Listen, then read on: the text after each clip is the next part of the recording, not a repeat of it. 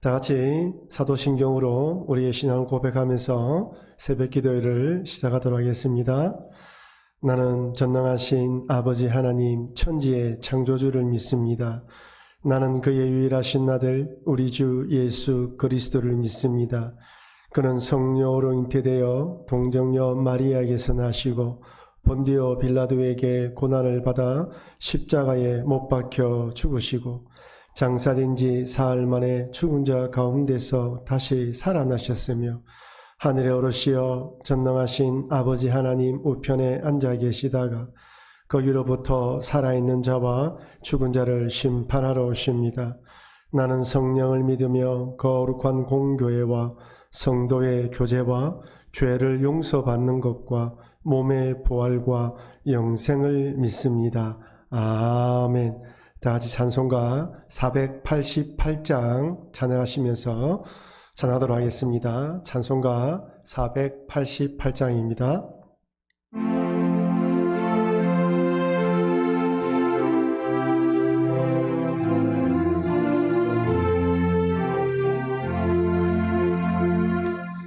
이 몸의 소망 무언가 우리 주 예수 뿐이세 우리 주 예수 밖에는 믿으리라 주 없도다 주 나의 반석이시니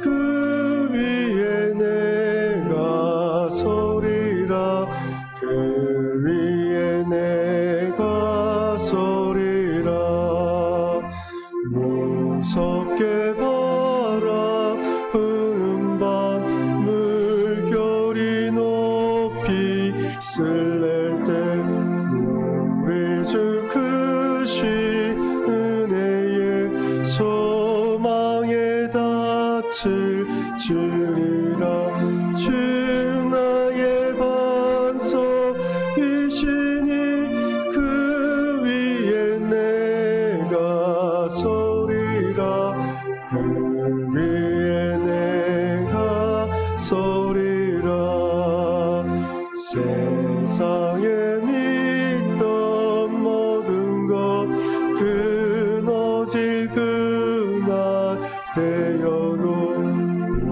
구주의 언약 믿사와 내 소망도 그리라 주 나의 반석이시니 그 위에 내가 서리라 그 위에 내가 서리라 바라던 천국 올라가 하나님 앞에 배울 때 주의 은을 힘입어 어여치 바로 서리라 주 나의 반석이시니 그 위에 내가 서리라 그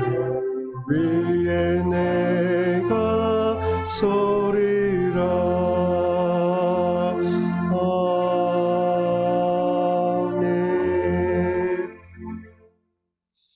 하나님 말씀은 욥기 16장 1절에서 17절 말씀을 제가 봉독하도록 하겠습니다. 욥기 16장 1절에서 17절 말씀까지입니다. 제가 봉독하겠습니다. 욥이 대답하여 이르되 이런 말은 내가 많이 들었나니 너희는 다 재난을 주는 위로자들이구나. 헛된 말이 어찌 끝이 있으랴. 내가 무엇에 자극을 받아 이같이 대답하는가.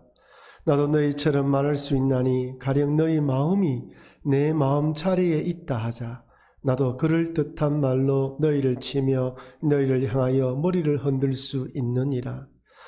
그래도 입으로 너희를 강하게 하며 입술의 위로로 너희의 근심을 풀었으리라.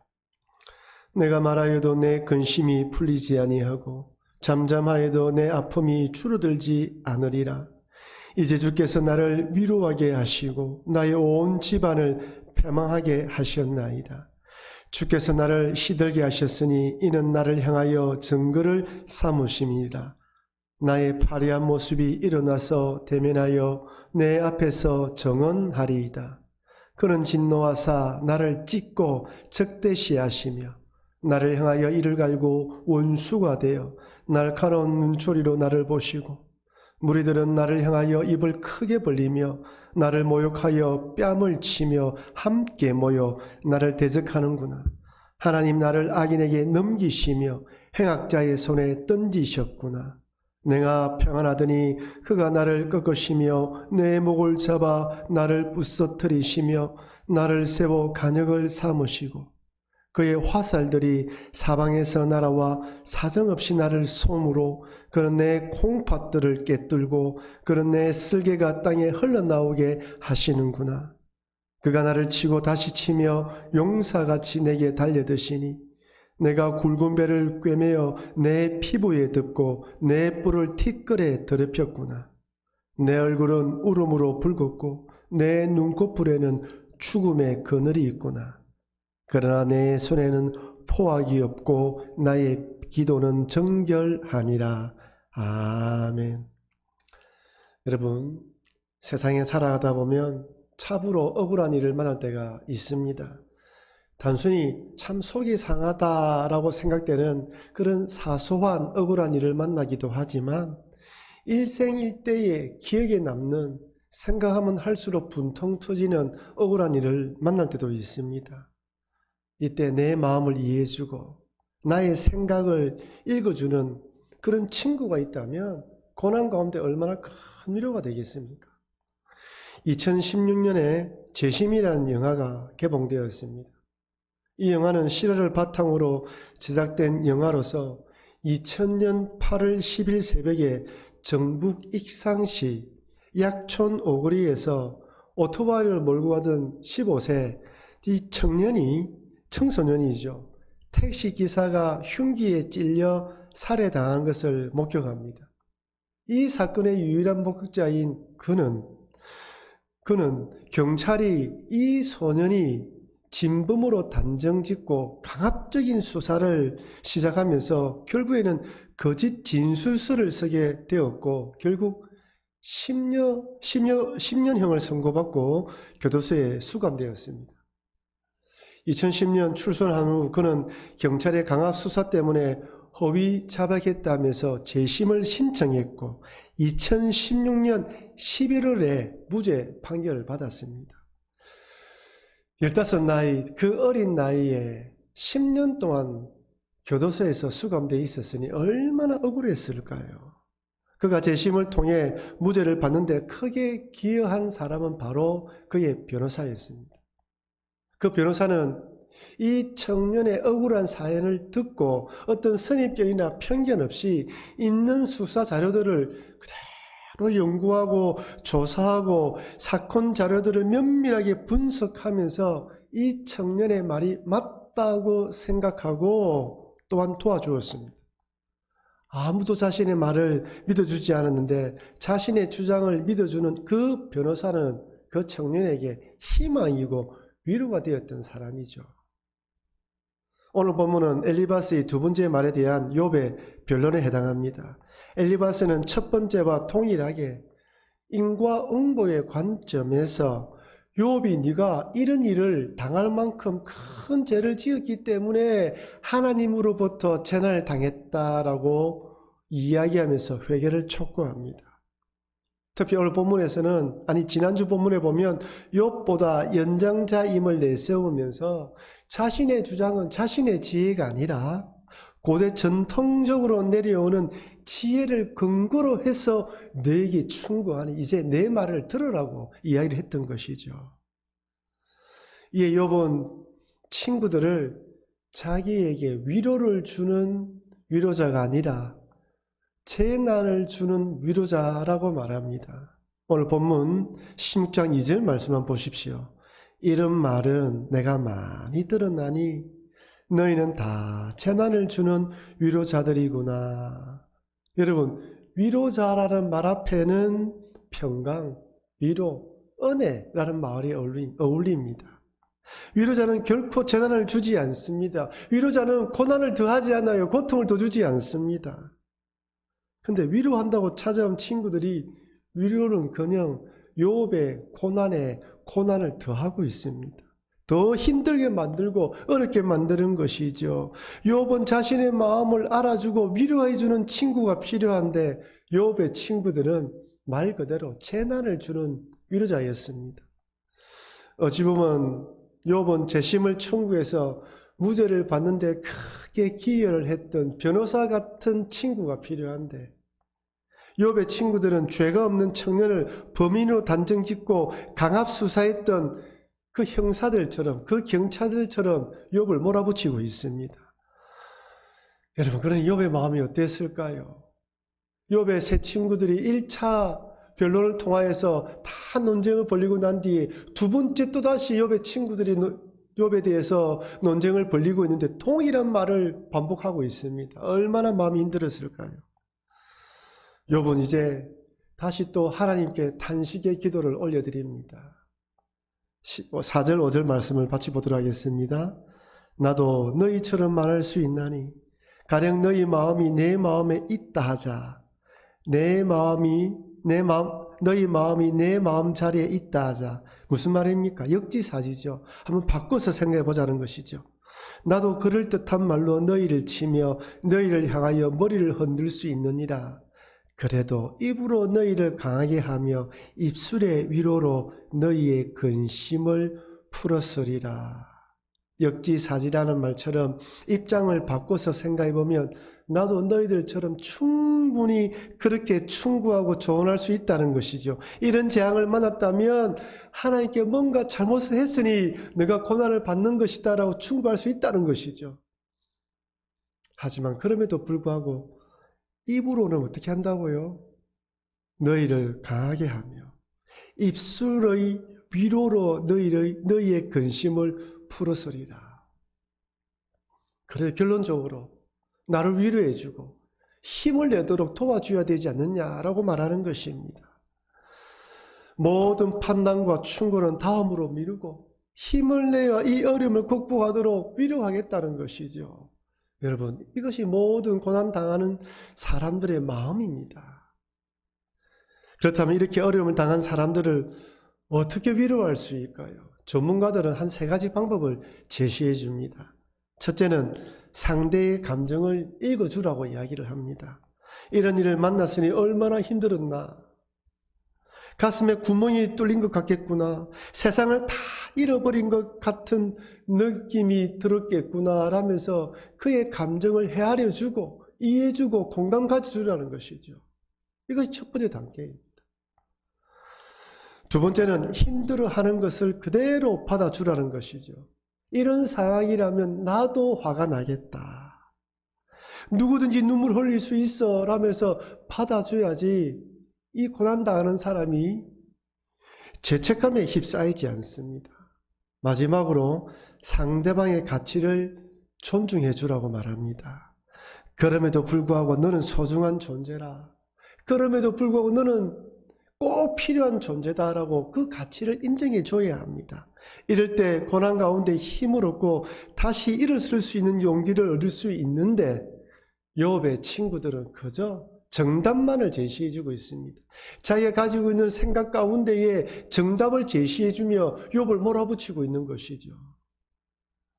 욥은 이렇게 자신의 친구들을 재난을 주는 위로자라고 정의하면서 자신이 친구 같은 입장이라면 위로하겠다고 말한 후 하나님께 탄식의 기도를 올려드립니다.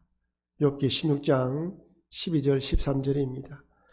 내가 평안하더니 그가 나를 꺾으시며 내 목을 잡아 나를 부서뜨리시며 나를 세보 관역을 삼으시고 그의 화살들이 사방에서 날아와 사정없이 나를 쏘므로 그는 내 콩팥들을 꿰뚫고 그는 내 쓸개가 땅에 흘러나오게 하시는구나. 내가 평안하더니 평안한 일상의 삶을 살아가던 나를 하나님께서 마치 관역을 삼으시듯이 화살을 쏘아서 상처나게 하시며 모든 장기들이 다 쏟아져 나오게 만들었다고 하소연합니다. 여러분, 욥의 이 말은 틀린 말이 아니죠. 현재 당하고 있는 고난을 보았을 때 맞는 말입니다. 그래서 욥은 16절에 이렇게 고백합니다. 내 얼굴에는 울음으로 붉었고 내 눈꺼풀에는 죽음의 그늘이 있구나. 여러분, 이 16절 한 구절로도 욥의 심경이 어땠는지 우리는 다 알 수 있습니다. 여기 울음으로 붉었다라고 되어 있는 이 붉었다의 히브리 뜻은 끓다, 격분하다, 거품이 일다는 뜻입니다. 즉 얼굴 전체가 고통과 슬픔으로 눈물 범벅이 되었는데 답답하고 끓어오른 감정으로 벌겋게 달구어졌다는 거예요. 눈물 범벅이 되었을 뿐만 아니라 얼굴이 벌겋게 되었다는 것이죠. 그리고 내 눈꺼풀에는 죽음의 그늘이 있구나라고 할 때 이 눈꺼풀이라는 히브리의 뜻은 아침 햇살, 새벽이라는 의미를 지니고 있습니다. 여기에 죽음의 그늘이 있다는 것은 아침이 오지 않는 죽음의 그늘이 덮여서 절망과 같은 상태를 표현하는 것이죠. 희망을 잃어버린 것입니다. 그런데 욥은 이렇게 탄식하면서도 자신은 모든 일에 끄리낌 없이 온전한 삶을 살았다고 결론적으로 17절에 말합니다. 그러나 내 손에는 포악이 없고 나의 기도는 정결하리라. 무슨 말입니까? 내가 비록 이런 어려움을 당했음에도 불구하고 욥의 친구들이 말하는 것처럼 그런 하나님께 죄를 지을 만한 그런 포악한 일을 하지 않았다라고 자신을 변호하는 것이죠. 그러면서 하나님 나를 도와달라. 하나님 나의 사정을 아시니 나의 형편을 알아달라고 하소연하는 것입니다. 사랑하는 성도 여러분, 욥에게 필요한 친구는 재난을 주는 위로자가 아니라 위로를 주는 위로자입니다. 자신도 친구의 입장이라면 얼마든지 그렇게 말할 수 있겠지만 그러나 입술로는 위로하겠다고 말했던 것처럼 고난당하는 자에게 필요한 것은 정답이 아니라 위로라고 말하는 것이죠. 욥은 깊은 탄식의 기도를 하나님께 올려드리면서 자신의 도움을 구합니다. 사실 욥과 같은 고난을 당하지 않는 우리 입장에서 욥의 심경을 다 헤아릴 수는 없습니다. 하지만 고난당한 자들에게 필요한 것은 위로라는 것을 잊지 마시고 따뜻한 위로자가 되시는 우리 모든 성도님들 되시기를 바랍니다. 그리고 또 아무리 절망적인 상황이라도 하나님에 대한 희망의 끈을 놓지 않았던 욥처럼 끝까지 하나님 바라보시면서 우리의 심경, 우리의 이 마음을 다 토하시면서 하나님께 기도하시는 여러분과 제가 되길 주의 이름으로 축원합니다. 아멘. 제가 기도하도록 하겠습니다. 하나님 아버지, 욥이 고난 가운데 자기에게 필요한 것은 위로라고 말을 하고 있습니다. 위로가 줄 것이라고 생각했던 친구들이 오히려 욥의 마음을 더 괴롭게 만들고 힘들게 만들면서 고난을 주고 있습니다. 욥은 이런 친구를 참 재난을 주는 위로자라고 정의합니다. 하나님 아버지, 우리 인생을 살아가면서 욥처럼 고난을 당하는 자들이 있다면 우리의 따뜻한 말로 위로하며 그를 붙들어주는 우리가 될 수 있도록 도와 주시옵소서. 코로나 인하여서 많은 우리 성도들이 힘들어하며 우리 이웃들이 힘들어합니다. 하나님, 이럴 때일수록 우리가 위로자가 되어 도움이 필요하며 위로가 필요한 자를 찾아가서 위로하는 따뜻한 위로자가 될 수 있도록 도와 주시옵소서. 하나님 아버지, 욥이 말할 수 없는 고난 가운데 탄식하며 하나님께 기도했던 것처럼, 그러면서 자신의 심경을 토로했던 것처럼 올해를 살아가다 힘들고 어려운 일을 만나면 욥처럼 있는 그대로 하나님께 토해내면서 하나님의 도움을 구하는 우리 성도들이 될 수 있도록 도와 주시옵소서. 하나님 아버지, 이렇게 도움을 구하는 우리 성도들의 기도를 외면하지 말아 주시옵고 그들의 손을 붙들어 주시고 힘을 내게 하셔서 이 어려운 시기를 믿음의 걸음으로 한 걸음 걸어갈 수 있도록 은혜내려 주시옵소서. 오늘도 주일 예배로 모입니다. 하나님, 비록 본교회에서 모이지 못하고 각 처소에서 모여서 예배드린다 할지라도 어디에 있든지 성령 충만함으로 영과 진리로 예배드려서 하나님과 영광 돌릴 수 있는 우리 모든 성도들 드릴 수 있도록 주장하여 주시옵소서. 감사드리며 모든 말씀 예수님 이름으로 기도합니다. 아멘. 하늘에 계신 우리 아버지여, 이름이 거룩히 여김을 받으시오며 나라가 임하옵시오며 뜻이 하늘에서 이루어진 것 같이 땅에서도 이루어지이다. 오늘 우리에게 일용할 양식을 주시옵고 우리가 우리에게 죄 지은 자를 사하여 준 것 같이 우리 죄를 사하여 주시옵고 우리를 시험에 들게 하지 마시옵고 다만 악에서 구하시옵소서. 나라와 군세와 영광이 아버지께 영원히 사옵나이다. 아멘.